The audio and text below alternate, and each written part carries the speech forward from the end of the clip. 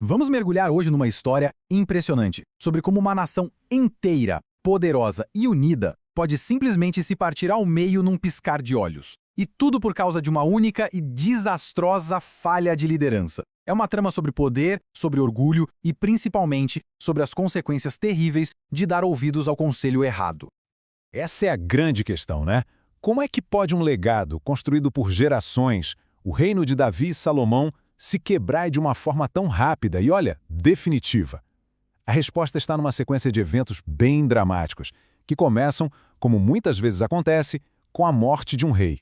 Então, vamos lá, vamos entrar nessa história. O rei Salomão morre e o filho dele, Roboão, assume o trono. À primeira vista, parece que ele pegou a galinha dos ovos de ouro, um reino próspero conhecido por toda a sua riqueza e sabedoria. Só que por baixo dessa camada dourada, a tensão já estava fervendo há muito tempo.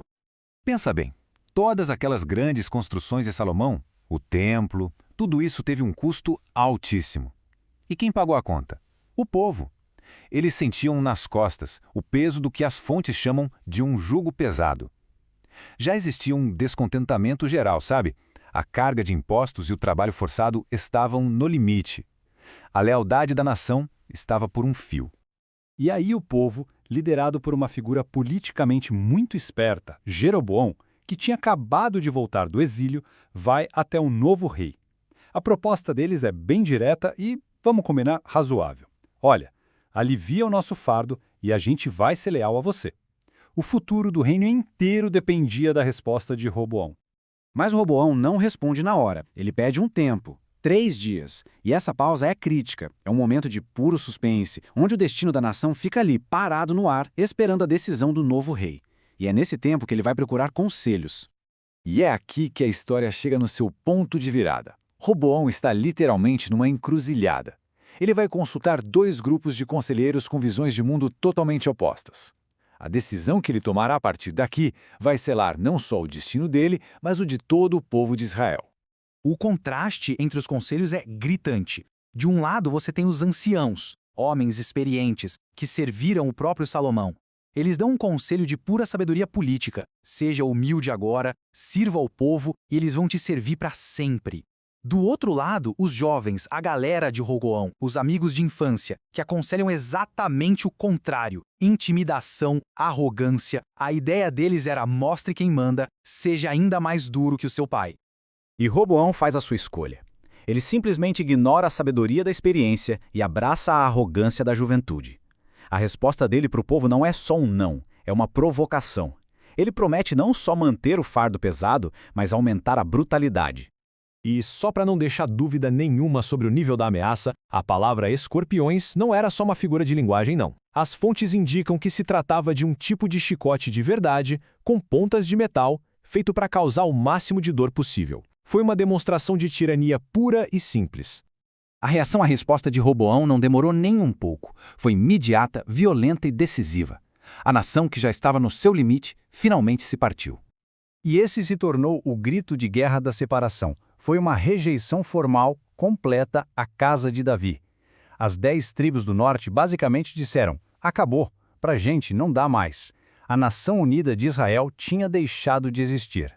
Numa tentativa completamente sem noção de reafirmar a sua autoridade, Roboão envia Adorão, o chefe dos trabalhos forçados, ou seja, o próprio símbolo da opressão do povo. A reação é furiosa. Adorão é apedrejado até a morte, e o próprio Roboão tem que fugir às pressas para Jerusalém para salvar a própria pele. E a consequência disso tudo? Uma nação fraturada para sempre. O reino se divide em 2. As 10 tribos do norte formam o novo reino de Israel, com Jeroboão como seu rei. E Roboão? Bom, ele fica só com as tribos de Judá e Benjamim no sul, formando o reino de Judá. A primeira reação de Roboão é tentar resolver na força. Ele junta um exército de 180 mil homens, os melhores de Judá e Benjamim, para lutar contra os irmãos do norte e reunificar o reino. Uma guerra civil parecia inevitável. Só que a guerra não acontece. Um profeta, Semaías, aparece com uma mensagem divina dizendo que aquela divisão era da vontade de Deus, uma consequência direta da tolice de Roboão. O exército obedece, volta para casa e a separação dos reinos se torna um fato. Agora a nossa análise se vira para o norte, para o novo rei Jeroboão. Ele conseguiu o poder que queria, mas agora tem um desafio gigantesco pela frente. Como é que ele vai consolidar esse novo reino e garantir que o povo não volte atrás? E aí está o grande dilema político dele. O centro religioso de todo mundo era o templo em Jerusalém, que agora era a capital do reino inimigo. Ele ficou com medo de que se o povo continuasse indo para lá nas festas religiosas, o coração deles poderia se voltar de novo para Roboão e aí ele mesmo poderia acabar morto.